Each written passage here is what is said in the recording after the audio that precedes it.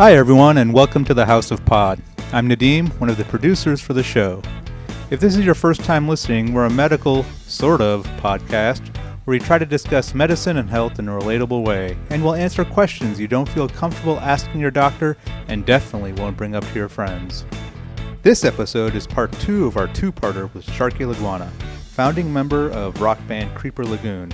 In part 1, we talked about the health effects of the rock and roll lifestyle. While in part 2, Sharky shares his medical experience when he was given what he thought was a death sentence. It's a great story about how to cope and how to advocate for yourself when you're feeling uncertain and conflicted. Stick around. The opinions expressed on this podcast are broadcasted for educational and informational purposes only and do not represent the opinions of our employers. These opinions are not intended as a diagnosis, treatment, or as a substitute for professional medical advice, diagnosis, or treatment.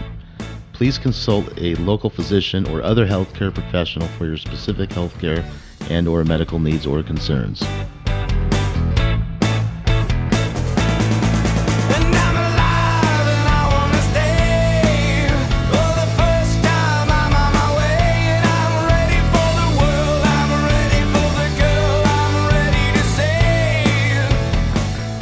One of the craziest medical stories I think you've ever heard in your life. Go on, please.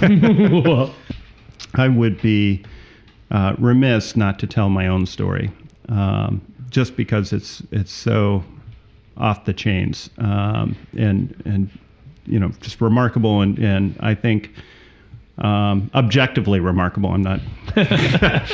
We'll be the judge of that. Yeah, all right, you can be the judge. I think you'll agree though, but.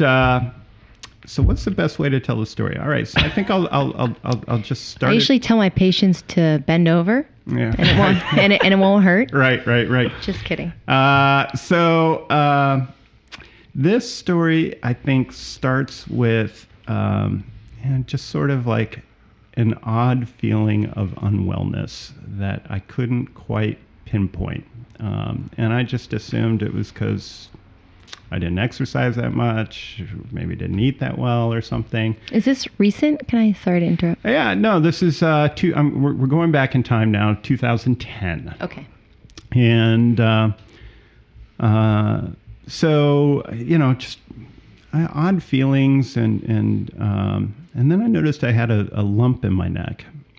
And, you know, do I do some rapid Googling? And I'm like, fuck, it's a fucking lymph node. Mm-hmm. And I'm like, all right, you know, what are all the possible options here? And, you know, of course, WebMD is like cancer, and then herpes. Yeah, right. Exactly. We have to throw that in once an episode. At least once. So for once, I was like, you know, shit, please let it be herpes, right?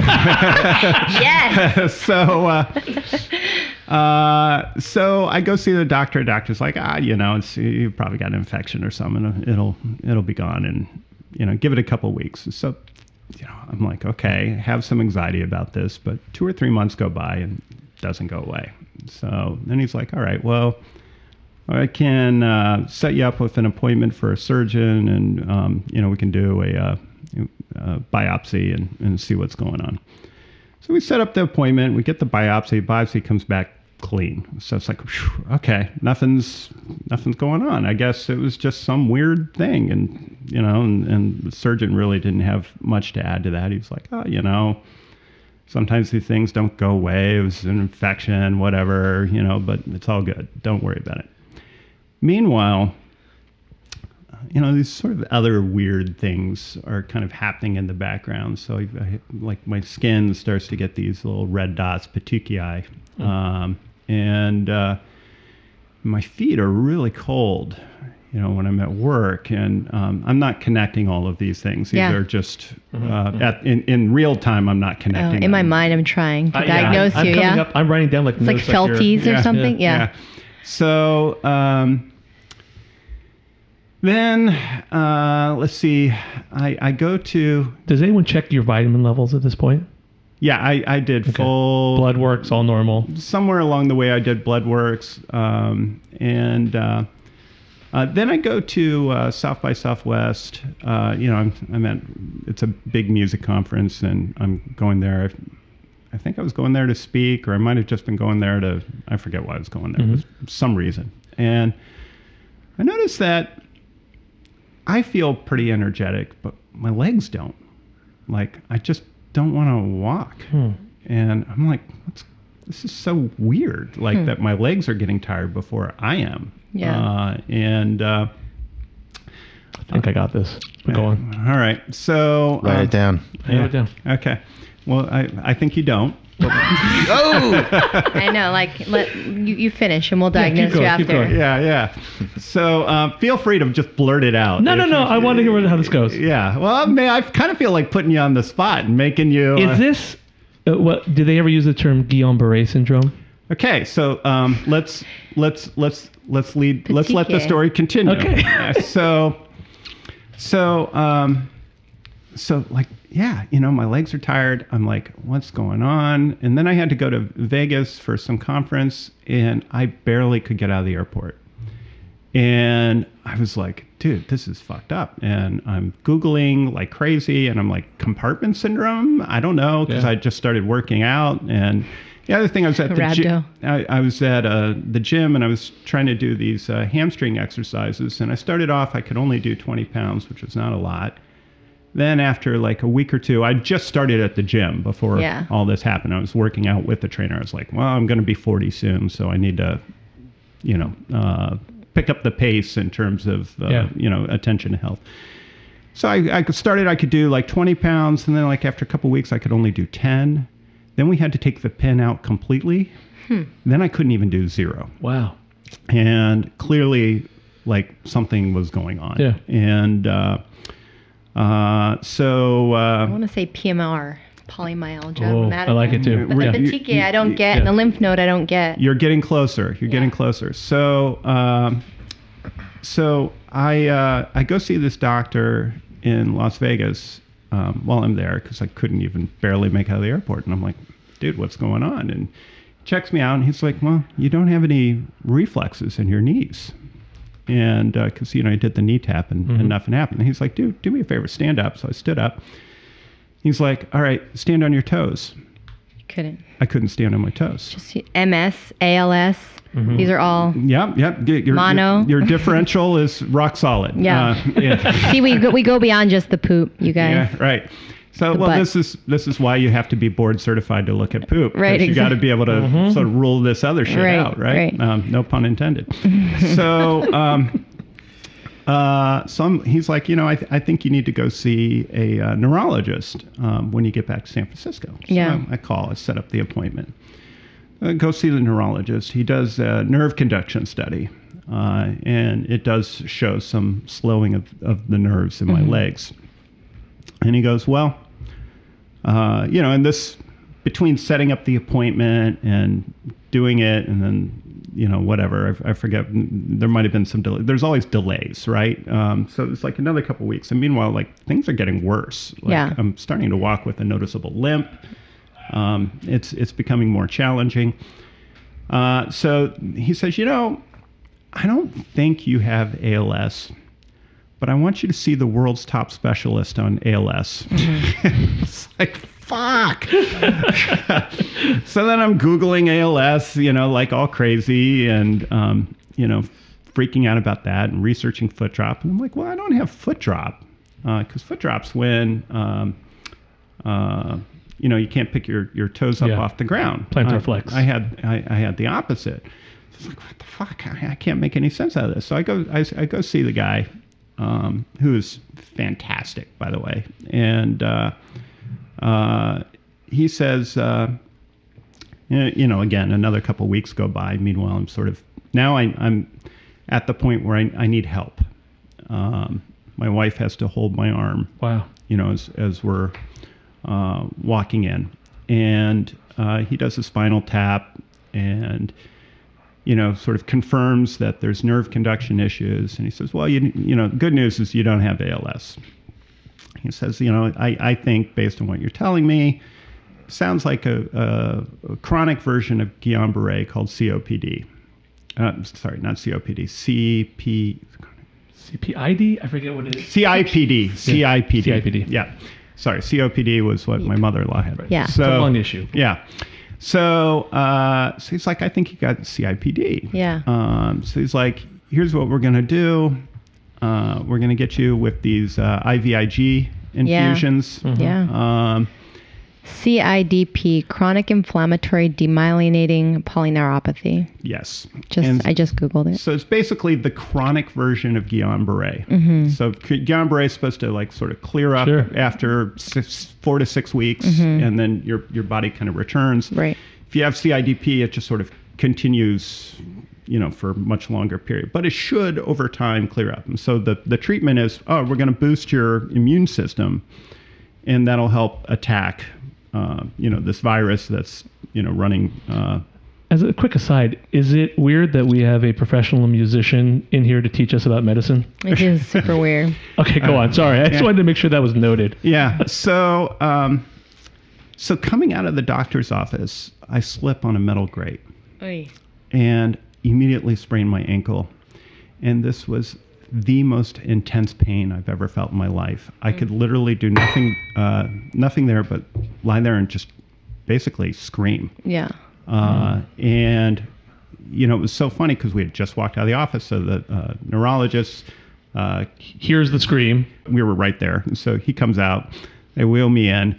They're assuming it's like an Achilles tendon because of all the pain and all the stuff. And finally, they just figure out it was just a sprained ankle. So why was it hurting so much? I mean, they had to, they started with, I don't know, something simple, some sort of simple pain reliever. Yeah. And before I left there, I'd been gotten a double dose of Dilaudid and was, still in, a lot of agony. Yeah. And after that, I was pretty much bedridden for several weeks. And when I could get up, I could barely get up. But then by the time the ankle healed, now is really, I needed a cane to walk. And meanwhile, we're doing the IVIG. We do that for 2 or 3 months. Intravenous immunoglobulin. Yes, intravenous immunoglobulin. What a terrifying experience at this point. Not knowing what's going on, you're losing your motor function. It's terrifying. Yeah, it's astounding. So, your body's kind of basically falling apart in front of you. Leading up to this, so I'm going through this, and leading up to this, somewhere in here, I have a fever of unknown origin, and wake up with white sweats, and I night sweats, and I pass out, and they run a whole battery of tests, everything they could think of, and came up with nothing. I saw an infectious disease specialist, and everybody was like, "This is not good, but I don't have an answer for you." And so, it's gradually becoming clear something is just horrendously wrong, and I don't know what. And so then I'm coming home. I'm in the driveway. I'm sort of getting out of the car. Just even getting out of the car is misery. And I'm trying to just slowly walk from the car to the house, and I fall, and I hurt my shoulder. And it's kind of similar to the ankle sprain in that it hurts a lot. Out of proportion to what you would expect. Right. So I go see a shoulder doctor, and he's like, "Oh, you probably tore something or hurt something, whatever. We're going to give you a shot of what they give Steroid, the cortisone. Cortisone, yeah. Give you a shot of cortisone. We'll see how you do." And so he gives it to me, and I'm like, "How long is it going to take to feel better?" He's like, "Should feel better right now. Try it." It's like, "No, it doesn't. Feels exactly the same." He's like, "All right, let's give it a week or two. See what happens." So a week or two goes by. He's like, no improvement. So he's like, "All right, we're going to do an MRI." And so they set up the MRI, and I go in for that, and another couple of weeks go by. Meanwhile, I'm just continuing to get worse and worse. And I go in and I do the MRI, I come out, and it's time for me to trade in my old car lease. So I go to the dealership to trade in the lease, and I'm looking at a new car, and my phone rings, and it's the shoulder doctor. He says, "Hey, do you got a moment to talk?" I'm like, "This is really weird. The doctor's calling me on my cell." I was like, "Yeah, what's going on?" He's like, "Well, I'm looking at the MRI results, and I hate to tell you this, but you got a tumor in your shoulder blade." No kidding. A really big tumor. And he says, usually when it's in your shoulder blade, it's metastasized from somewhere else. Yeah. So we got to get you in to see an oncologist. And so he steered me towards somebody he knows or works with. It was an oncologist. And so I was like, fuck, holy shit. Here we are. I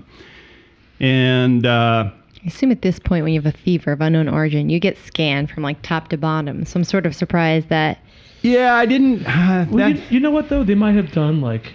Not shoulder. They might have done shoulder, exactly. But that's MRI, what I'm saying as far as the metastasis. Imaging it comes from somewhere. Right. Imaging is eventually going to be done in a case like this. Yeah, right. Not shoulder until you fall, but the rest of the body, I'm sure at some point has been looked at. It took a while to get there. And so after, now that they identify a tumor, now they do the full body scan. Mm-hmm. And so one thing that was, that was the thing I did the very next day.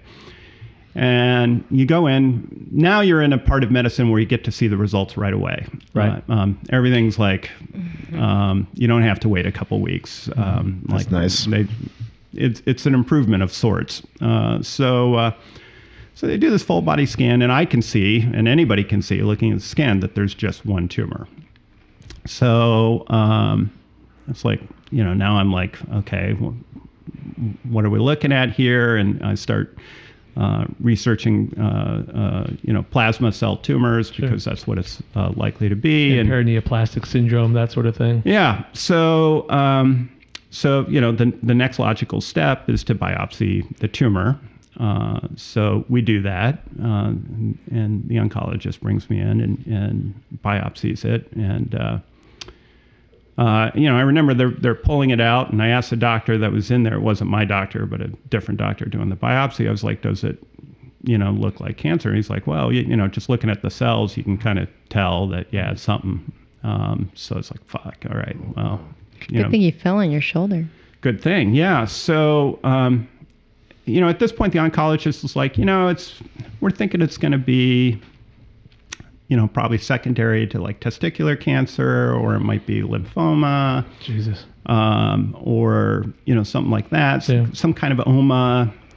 And a lot of the stuff is treatable and even curable. So like, let's not, get too freaked out. And so I was supposed to go on vacation. He's like, you should go. Have fun with that. Yeah. He's like, you should go on vacation. And I'm going on vacation thinking I have lymphoma, but there's a good chance it's a treatable kind and potentially even curable. And, let's just make this work. And I'm on vacation with my cane in Yosemite and need help getting everywhere. And I got 2 little kids and, I got this sort of hovering over me. And he's like, I'll email you. And just forewarning, my emails are really short and really sort of to the point, and you're not going to get a lot of. You're not going to get emotion. You're not going to get any bedside manner. It's just going to be here's the facts. It's nice to warn someone. I'm like, all right, that's fine. So we're in Yosemite, and it's a satellite internet connection, which is like maybe 20K, speed. It's like you're literally watching each and every letter, download, if it downloads at all. So I'm checking my email, sort of obsessively throughout the week. And finally, the email from the doctor comes in, and he's like, all right, so results are back. And it's multiple myeloma. And I don't have a fast enough internet connection to like do any quick research. So I'm like, what's the prognosis? And he says, tough, 1 to 2 years. What? Yeah. And so I was like, holy shit, it was just your whole world, sort of collapses. Yeah. And I'm by myself, and so I have to go explain to my wife and my friends who we're on vacation with, and vacation's over. We actually leave our kids with our friends so that we can rush back. Wow. And immediately start on chemo and, just get right into it because, now it's clear I'm in for a fight. Meanwhile, I'm sort of obsessively researching sort of every aspect and sort of kind of continuously leading up to this. And I've developed some Google skills. Kind of before that, I had this trademark battle with this billion-dollar, multi-billion-dollar international conglomerate, and I won. Nice. And I won in part by just doing killer Google research on trademark law and like kind of using their own methods against them. And it was a real David and Goliath battle. So that was, maybe 2 years of my life, maybe not just about right before it. So like I was kind of in this like really great space of like having really good skills for research skills and querying skills. Every time I get to a word I didn't understand, I'd Google that word and just, start to build up my repository of information. So I'm starting chemo, and that's like, by the way, the most incredibly depressing thing to go through, because you're in a room with a bunch of other people who are incredibly depressed. Yeah. You're lucky if you get more than 5 minutes with the doctor. I remember I showed up with 20 questions. I'm like, hey, I got 20 questions. Can I run these by you real quick? He's like, you can pick 2. Right. Yeah. And it's like, all right, 2. And one of my questions was multiple myeloma, multiple. This is 1. What's up with that? He's like, well, there's often tumors we can't see or whatever, blah, blah, blah. He had something. And I was like, So, I was doing my research on multiple myeloma, and I was like, well, wait a second. The incident rate for multiple myeloma is less than, well below 1% for under 40. Yeah. Extremely rare. It's not a common cancer to begin with, but it's extremely rare for under 40. Second problem, multiple, solitary. Third problem, didn't have bone pain. Fourth problem, didn't have anemia. Fifth problem, kidneys. My Jeez, kidneys, you're good. Everything. My kidneys were fine. I just wasn't checking any of the boxes, and I was like, I don't want to. Not this chemo people. I was like, I don't want to be self-delusional here, but are we missing something? Yeah, this doesn't sound right to me. And so I kept sort of. I had another point with the oncologist, and I was like, look, I don't know about this multiple myeloma diagnosis. What do you think about this other disease I found? Called POEMS syndrome. Oh, Called what? POEMS, POEMS. Polyneuropathy, organomegaly, endocrinopathy, monoclonal gammopathy, and skin changes. Strong. Wow. Holy crap. Yeah. So this checked all the boxes. Those little red dots. The organomegaly would be lymphadenopathy is a variation of organomegaly as far as they're concerned. I definitely had the monoclonal gammopathy, skin changes, the petechiae, and obviously I had the polyneuropathy. I Googled it, and the first thing that came up was National Organization for Rare Disorders. Right. When you Google POEMS, that's the first thing that comes up. This is one of those diseases that you learn about peripherally in medical school, like with the other thousands of these like peripheral ones that you never expect to see. Yeah. And you rarely do. I know. I don't remember ever learning this. So I bring this up to the oncologist. He's like, I've been a doctor for 30 years. I've never seen a single case of this. He's like, extremely unlikely. I'm just not buying it. So I'm like, okay. So I'm like, the battlefield is now set. He's sort of locked into... Because the treatment's very different. It's just radiation, right? For POEMS. This is also very interesting. So he's like, and the treatment's basically the same. And I was like, that's not quite true. I mean, in some cases it's true. But if it's a limited one place, then you don't need systemic chemotherapy. Is this disease still a cancer, or is it not at all cancer? Or are you getting to that? That every single doctor you ask it to, you're going to get a giant question mark. So it depends on how you define cancer. The word cancer almost means spreading. So if this is a solitary lesion that's not spreading, like it's invading. Cancer is invading. If you take the broadest definition of cancer, which is malignant cells, then obviously it's cancer. Right. Because you had that for sure. This mass they took out was abnormal plasma cells. Which it's an abnormal growth of cells in there. But but it's not cancer quite in the way you would think of it, like an invasive eating into the organ sort of cancer. Mm-hmm. It's what they call hyperproliferative plasma disorder. And so basically your body has like something goes wrong somewhere, like your plasma is made inside your bones.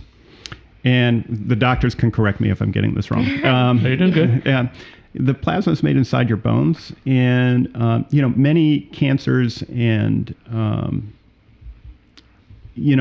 the result of random mutations. In fact, there's recent studies about this idea that all these things we do are causing cancer. Yeah, they increase your risk, but it's often the case there is no cause, and it was just bad luck. And in fact, they think it may even be the majority of cases are just random mutations.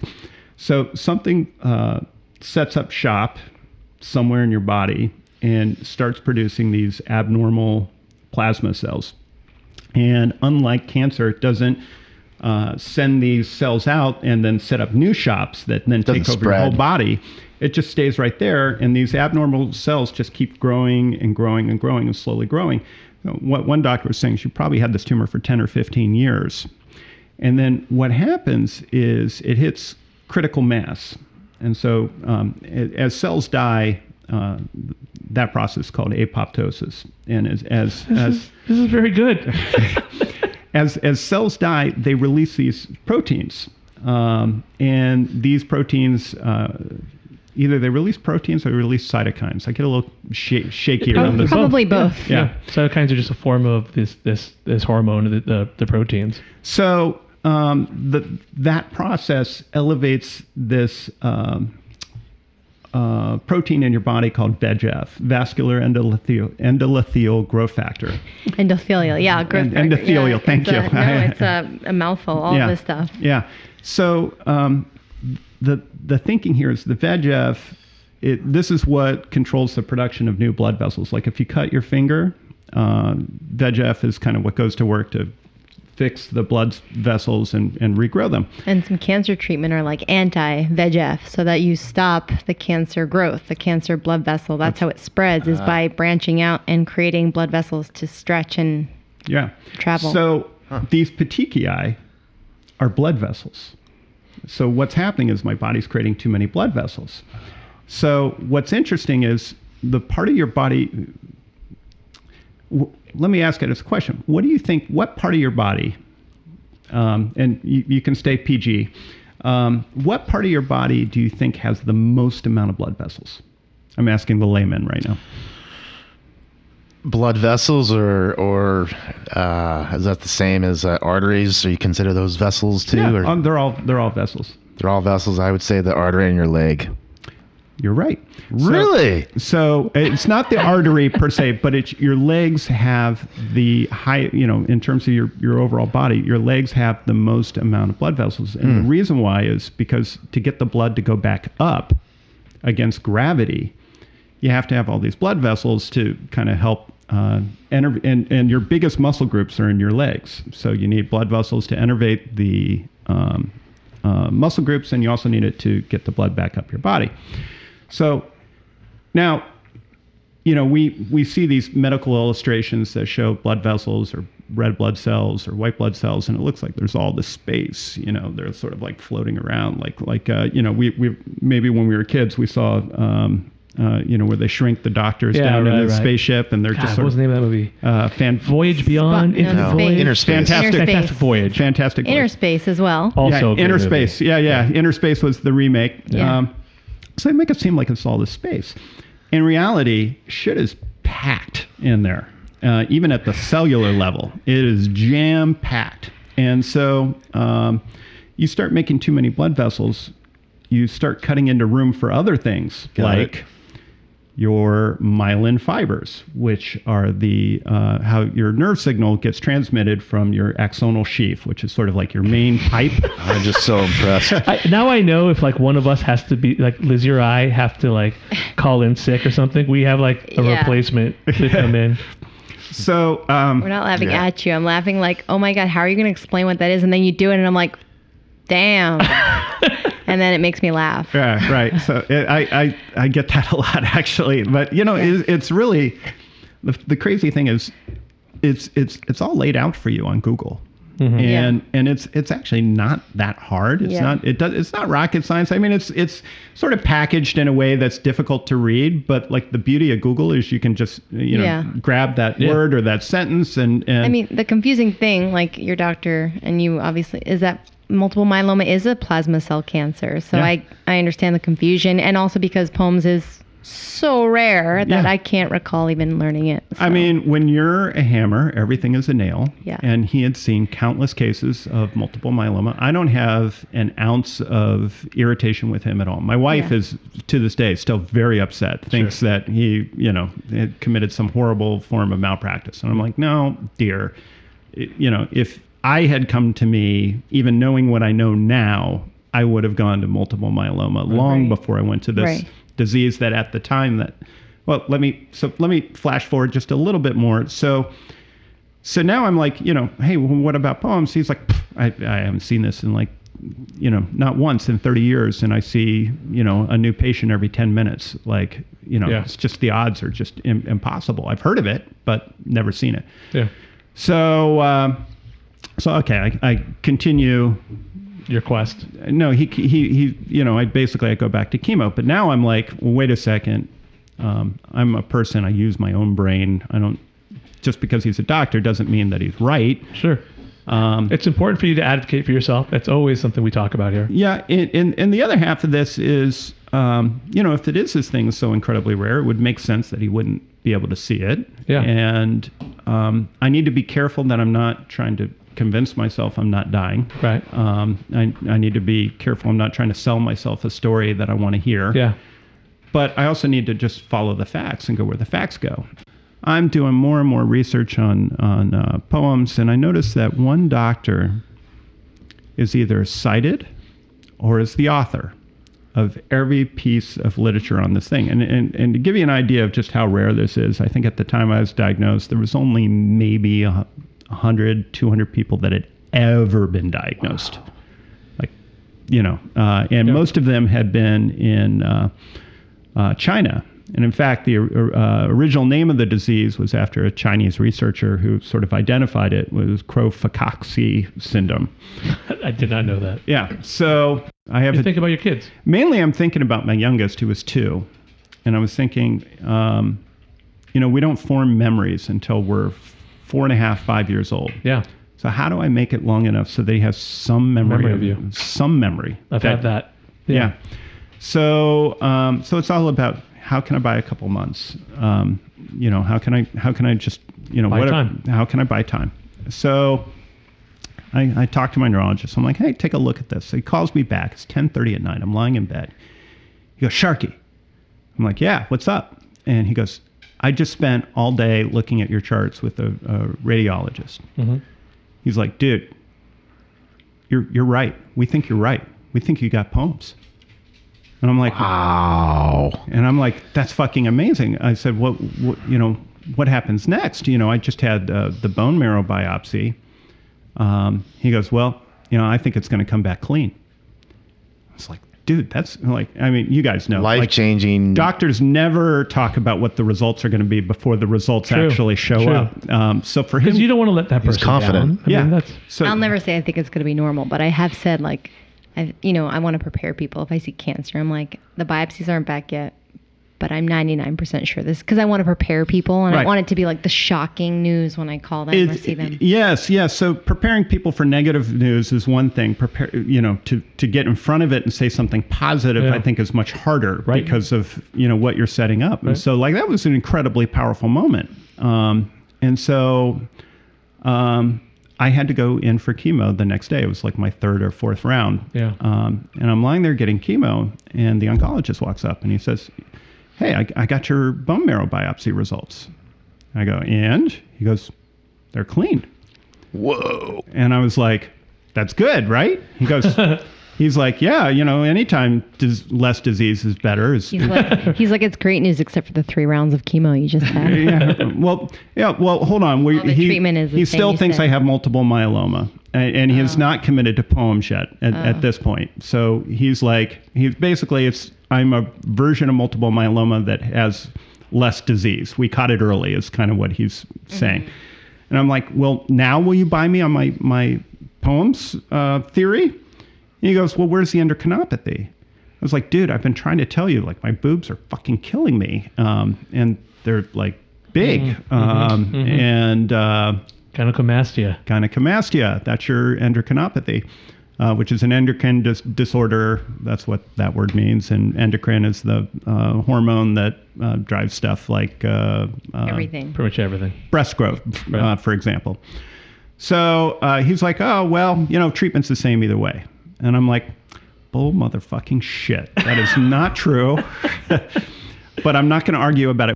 Yeah, real quick, Sharky, is there not is it, to me, I'm just thinking, why not just test for the darn thing?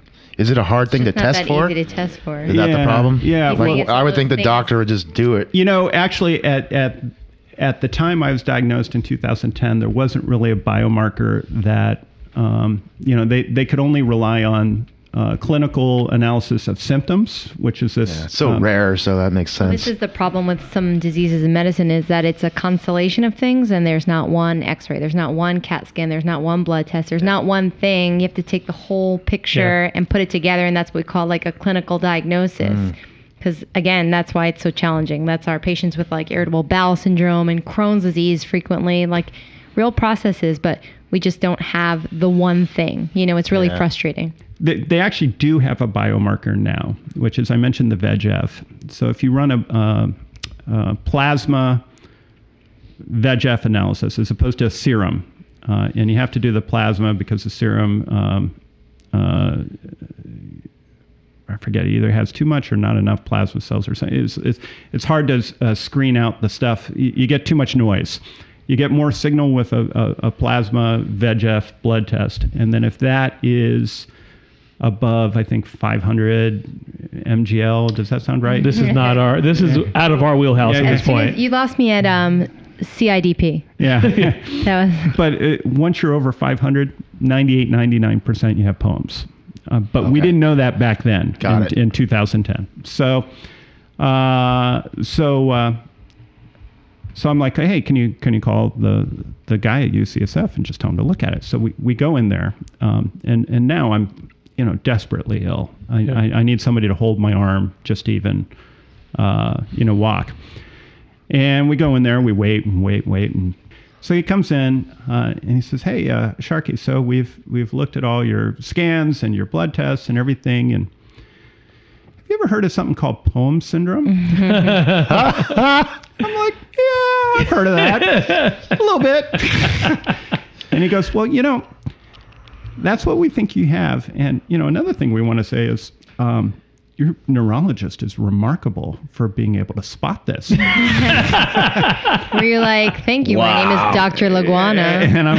And I was like, yeah, he's fantastic. Dr. Katz, I didn't want to sell anybody short because, at this point I'm just trying to develop consensus. Right, so I don't need any of the credit. Right. Spread it around. Right. You guys can all take the credit. Let's move on. Done. So he's like, all right, so wait for the doctor. Doctor comes in. Yeah, so, we think we have POEMS syndrome.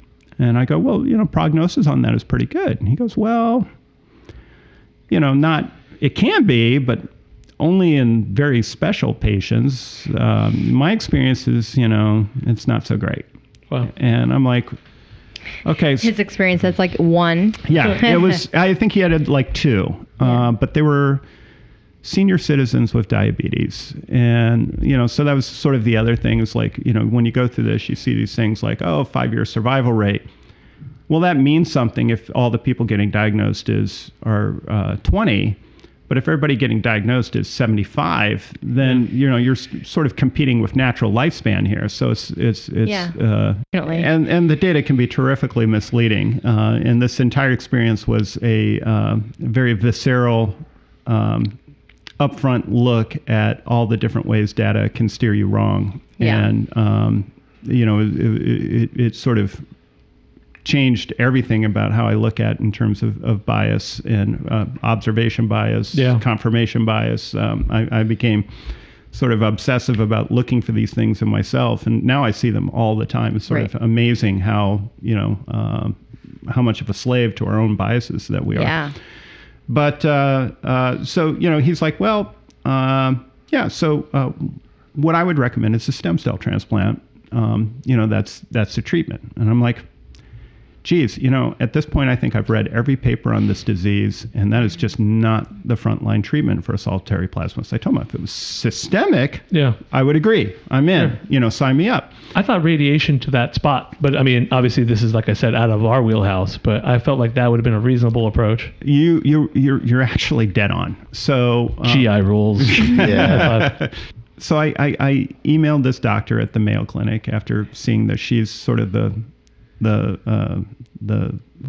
chief.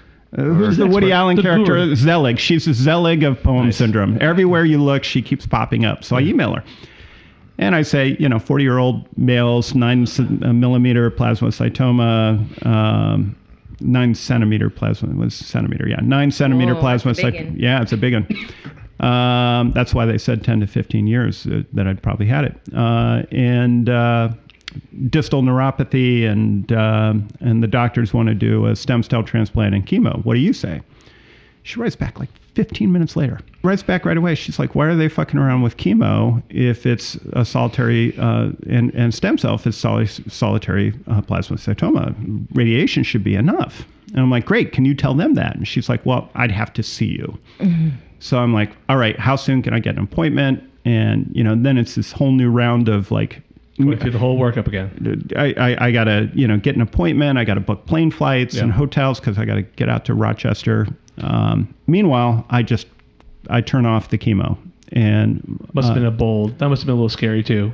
That was particularly because my oncologist was like, I just don't agree with this. I've seen chemo do amazing things, and I think you're really taking a huge gamble here. Yeah. And I'm like, yeah, except that I've seen that the chemo doesn't really seem to be very effective in treating this disease. It's not going to increase the efficacy of the radiation. Just imagine if you weren't like an inquisitive, informed patient. It's just, it's really hard. Like, that's exceptional, like what you've done. And it sounds like you did it in a nice, non-hostile way. Because I think that can be really contentious, the patient and the doctor sort of like butting heads like that. But it sounds like reasonable. I think that's the other sort of big lesson here for me. My sort of instinct and habit for dealing with people, no matter what is going on with them, is to try and build consensus, try and forgive each other for who we are and our flaws. We all have them, and try and work together to where are the areas we agree, and let's build on that. And I think that really served me well throughout this process, because at various points it's like, so I'll continue the story. So I get out to the Mayo Clinic, and I go there, and one of the questions we asked was, is Poems cancer? And she's like, did the same thing you guys did. Well, I don't know. It's kind of hard to say. Every other Tuesday. Yeah.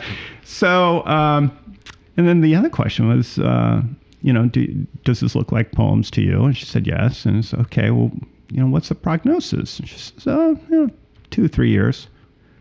I was like, really? She said, oh, no, I'm sorry. Until you get better. Oh, wow. It's a big difference, lady. Wow. It's a big difference. Like, I thought Mayo was good. Yeah. And I was like, holy fucking shit. And so we walked down there. She's like, yeah, you have Poems. Like, this is sort of a classic presentation of it. And you got the radiation? And so she drafted this 9-page report, and I took that back to the doctors. Now there's an argument. Right. Where the one doctor was, the 2 San Francisco guys were kind of pro stem cell transplant and chemo, and she was like, radiation, 40 gray, potentially curative. Mm-hmm. So I'm like, guys, and they were kind of, particularly my oncologist was sort of digging his heels in a little bit. Sure. And it's a backlash effect. Same thing you see with Trump supporters.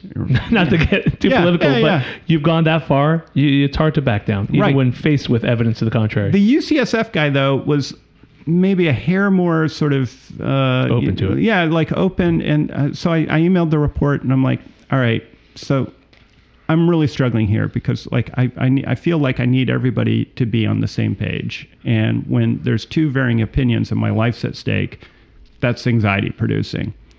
And I go, and it's really tough for me when two giants of medicine are butting heads. Yeah. This is all via email, which another wonderful gift that I didn't have to, wait for weeks to go have a 5-minute conversation. He writes back and he goes, well, no, she's a giant of medicine. I'm just like a well-known specialist. And I'm like, problem solved. I know which way we're going. So long story short, you got the treatment. I got localized radiation at Helen Kettering nice. in October of 2010. It was about 6 weeks. And it was, at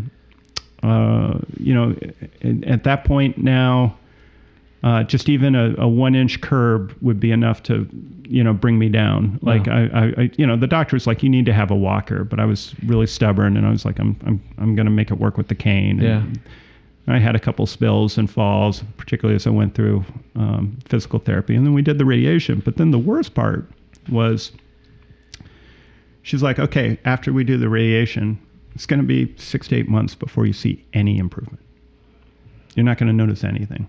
And, I knew from doing my own research, it's not always guaranteed to work. Mm-hmm. They might have missed something, could have forgotten something. In fact, I saw one paper that said 50% success rate. So it's like a coin flip. Mm-hmm. So 6 to 8 months of living with, am I going to live? Am I going to die? Am I going to get better? And meanwhile, you need help everywhere, like completely, fully disabled. And, very, very slowly, maybe around 6 months, start to notice, my test was I'd stand in the shower and just try and take, we have like one of those adjoining the master suite, one of those showers that are just big enough, walk in and just big enough to stand in. It's like a little, ensuite. Yeah, a vertical coffin, if you will. And so I would stand there with my hands on the walls, and I'd try and take my hands off the walls. I'd see how many seconds can I keep my hands off the walls before I got to, before I fall against the wall.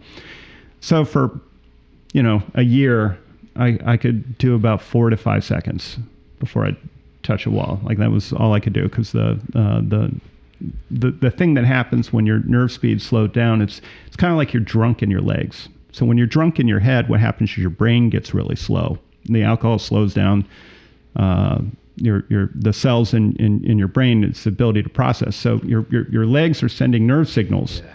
But by the time your brain processes them, it's a full 40 to 50, 60 milliseconds later. But you're used to operating on, like, say, a 10 millisecond lag. So that 40 milliseconds doesn't seem like a lot, but it's enough that if you're starting to go a little too far to the right, you don't catch it until you're a little bit farther than you need to be, and then you overcorrect. And so that's why when people are drunk, they sort of, do that. Makes sense. So I was having the same problem, but the problem was in my legs. So the nerves weren't getting to my brain fast enough. It wasn't my brain that was affected. It was the nerves in my legs. So, I had balance issues. But then, one day I noticed, I can do 10 seconds. And then, This is after a year? It's like 6, 7 months. And then, over a period of a couple months, I started, like, if I was in the home, I could, like, get up off the couch and sort of lurch across the room without the cane and make it to the other wall and grasp something. And, like, that was actually huge. That was huge. And as you can tell now, I, came up the steps. Normally, it looked pretty normal. Nobody knows. Nobody, looking at me now, has any idea. There's still residual neuropathy and residual, issues. I mean, even now, like, my feet constantly tingle and, that kind of stuff. Man, you're alive. How long did it take to get back to normal? It's still an ongoing process. Even now. So, like, this past summer, after years of trying, I finally stood up on a surfboard. Really? So, are you still getting radiation, or are you done? No. It was, you do it once for like 30, 40 days, and everything gets worse. So actually, at my worst was like right at the end of radiation. I just couldn't do anything. I couldn't get anywhere, and it was just like, I couldn't even get up on the table. They had to help me get up on the table. So, and that was just sort of the acceleration of apoptosis, which was just releasing more of the cytokines, which was just sort of compounding the problem. So, okay, fine, you shut that down. All right, so now the cytokines stop pushing stuff out. Now these myelin fibers have to regrow. And it's a lot like working off of like a rebuilt transmission, if you can imagine. They grow, but it's sort of fucked up. And it's also slow, that kind of stuff. That's why the nerve stuff, it takes so long. If you slice your finger and it gets numb right there, it doesn't come back for weeks or months. And this is obviously much more severe. And again, you're doing great. That's like amazing to see. So one of the things they talk about is when like if your nerves are cut, they grow back at a rate of about 1 millimeter a day. And she had said, 2 to 3 years. And one day a light bulb came on to me. How far is it from the base of my spine to my toes? In millimeters. And I did the math, and I was like, at 1 millimeter a day, it's about 2.5 years. But that's not exactly how it works. Sure. But it does give you a sense of the time. A sense of the time. Yeah. So at about 3 years, I think I was back to walking in a way that it wasn't so noticeable. I still limp sometimes, and particularly if I'm doing a lot of walking, like the legs get tired before I do. Still, but it's now been 7 years. And are these abnormal cells gone now, or are they still there? Last time I did a test was right at the 5-year mark, and my oncologist said, it's all clean. And he said at this point, 5 years all clean would be highly unlikely for this to come back in my experience. Now, whether that's actually true or not is not something I'm interested enough to research to find out. I'm just going to stick with that because, when you get too caught up in this stuff, then you stop living. Yes. And so I kind of left it at that, and I decided, all right, I'm not doing these annual tests anymore because it's just giving me more anxiety. It's just giving me a lot of anxiety, and I know my body, and I know what to look out for. Yeah. And if stuff starts to come back, then that means probably I'll have to get a stem cell transplant, and and then we'll cross that bridge when we get to it. But in the meantime, here I am. Sharky, that's an amazing story. Thanks for sharing it with us. Thanks for coming on. Thanks for the music, by the way.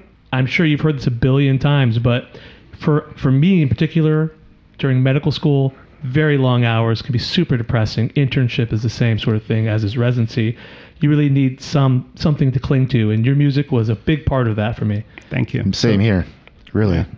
Thank you very much. Honestly, it's very kind of you to say. Not me, but I'll start listening now, and it will get me through my future tough times. But thank you so much for coming on. And so your company is Bandigo, bandigo.com, right? Yeah, sure. No? I don't really care about the promotion stuff. Well, nice. Let's plug your wife's podcast. But also the Bandigo thing, again, if some of your sort of mission is to make traveling more comfortable and safer, we want to do that. Yeah, that's a right. good perspective. Right. Again, the sleep hygiene thing I think is so important. So. Yeah. And if you haven't listened to Creeper Lagoon, the second best band to come out of San Francisco, please do. You can find them anywhere. Maybe the first.